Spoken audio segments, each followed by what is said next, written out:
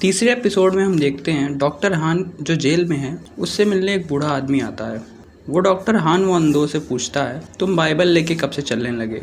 तुम तो इतने धार्मिक नहीं थे। तो डॉक्टर हान बोलता है, ये एक जरिया है उस मकसद को पूरा करने के लिए। धर्म के नाम पर किसी को भी बेवकूफ़ बनाया जा सकता है। अब बूढ़ा आदमी उससे चिरंजीवी बच्चे के बारे में पूछता है। डॉक्टर हान बोलता है, अगर चिरंजीवी बच्चा चाहिए तो तुम्हें मुझ पर भरोसा करना होगा। बूढ़ा आदमी कहता है, मैं इसीलिए तुम्हें जेल से बाहर निकलवा रहा हूँ। आगे हम देखते हैं कि उनजोंग अपनी पावर से वो घर गिरा रहा होता है जिसमें चैनी अपने कैमरे ढूंढने जाती है। असल में उनजोंग ये चेक करना चाहता है कि वो चिरंजीवी बच्चा है कि नहीं। उनजोंग ने उस चिरंजीवी बच्चे को बचपन में देखा था जो एक लड़का था। उनजोंग वो बिल्डिंग गिरा देता है। पीछे से मिस्टर सन जो कि दोनों का पीछा करते हुए आया था ये सब देख रहा होता है। चैनी टेलीपोर्ट होकर समंदर के बीच में चली जाती है। उनजोंग उस गिरी हुई बिल्डिंग में उसे ढूंढता है मगर वो नहीं मिलती। तब उसे पता चलता है कि चैनी की पावर्स टेलीपोर्टेशन है। अब चैनी जिस बोट में टेलीपोर्ट होती है वहाँ कुछ क्रिमिनल्स होते हैं जो उसे पुलिस वाला समझकर गोलियां चला देते हैं, लेकिन वो टेलीपोर्ट होकर वापस आ जाती है। मिस्टर सन तो ये सब देखता ही है बल्कि पालो भी पीछे से ये सब देख रहा होता है। चैनी उनजोंग के पीछे से आती है लेकिन वो घबरा जाता है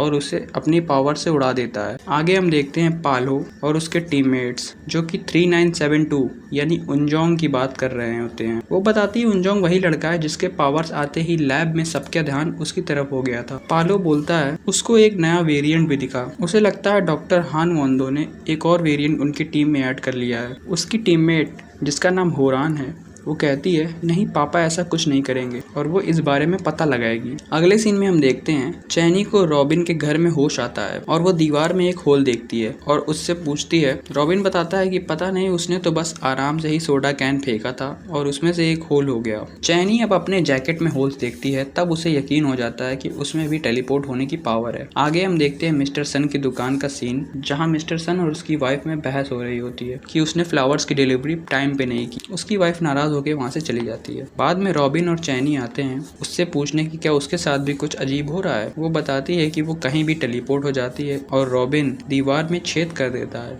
मिस्टर सन बोलता है, क्या बकवास कर रहे हो, उसके साथ ऐसा कुछ नहीं हो रहा है। तभी वो जमीन से चिपक जाता है। वो दोनों उसे देखकर हैरान हो जाते हैं। रॉबिन बोलता है, कहीं हम तीनों पर किसी ने जादू टोना तो नहीं कर दिया। चैनी बोलती है, नहीं ये एक सुपर पावर है। मिस्टर सन बोलता है, पावर नहीं ये एक कर्स है जिसकी वजह से वो लोग खतरे में पड़ सकते हैं। वो बोलता है उसे बस उसकी फैमिली की रक्षा करनी है। चैनी बोलती है, ऐसा करने से हमने कब रोका है तुम्हें और तुम क्यों इतना डर रहे हो, कुछ देखा क्या तुमने? वो पहले तो कुछ नहीं बोलता, फिर चैनी के दबाव डालने पर बताता है कि उस उनजोन ने लगभग तुम्हें मार ही दिया था। चैनी अब ये सुनकर कंफ्यूज हो जाती है। आगे चैनी उनजोंग के ऑफिस जाती है उससे कल की बात का पता लगाने, पर वो उसे कुछ नहीं बताता। चैनी भी मशीन से बहुत सारे टोकन लेकर खड़ी रहती है ताकि उनजोंग को उससे बात करनी ही पड़े। उनजोंग उससे फ्रस्ट्रेट होकर बाहर चला जाता है जहाँ पर रॉबिन और मिस्टर सन उसका इंतजार कर रहे होते हैं।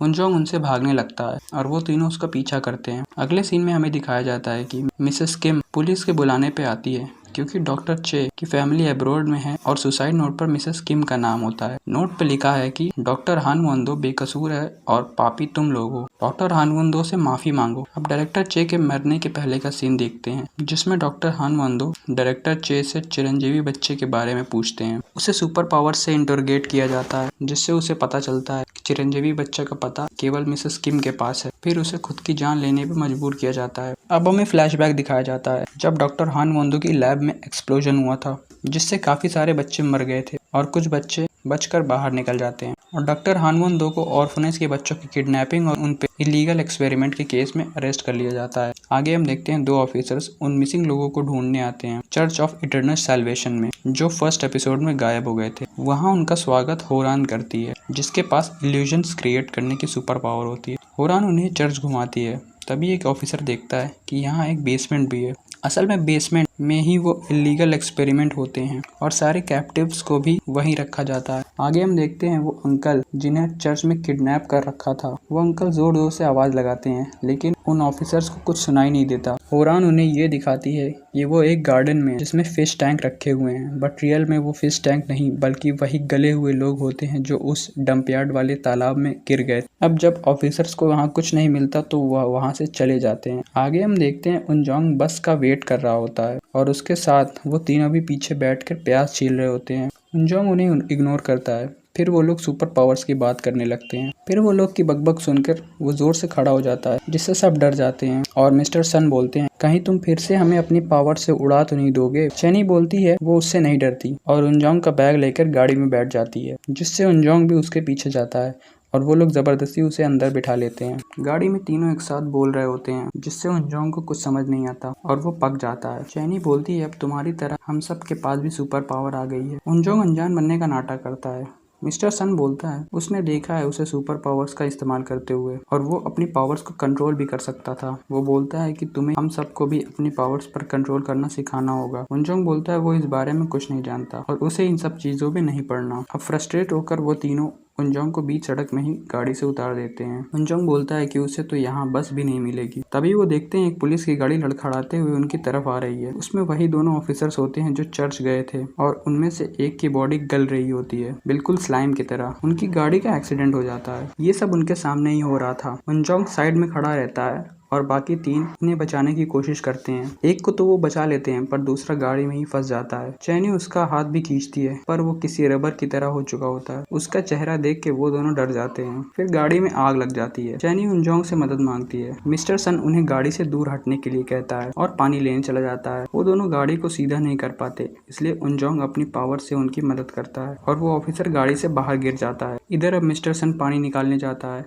और तालाब में एक बहुत बड़ी मछली देखकर डर जाता है। इधर चैनी उस ऑफिसर को बचाती है और रॉबिन को लग रहा होता है कि उसकी पावर्स की वजह से ही गाड़ी सीधी हो पाई थी। उसे खुद पर बहुत गर्व होता है। अब मिस्टर सन पानी लेकर आता है और आग बुझा देता है और रॉबिन को उस बड़ी मछली के बारे में बताता है। उसका एक हाथ रॉबिन पे और दूसरा हाथ गाड़ी पे होता है। तभी उसके हाथ चिपक जाते हैं। गाड़ी में आग फिर से लग जाती है, इसलिए उनजोंग अपनी पावर से उनको अलग करने की कोशिश करता है, लेकिन वो अलग नहीं हो पाते। फिर वो अपनी पूरी पावर से उनको अलग कर देता है, मगर मिस्टर सन अभी भी गाड़ी में ही चिपका रहता है। वो सबको दूर हटने के लिए बोलता है। रॉबिन को बहुत बुरा लगता है, इसलिए उसकी पावर्स एक्टिवेट हो जाती हैं और वो उसे गाड़ी से अलग करके बचा लेता है और गाड़ी ब्लास्ट हो जाती है।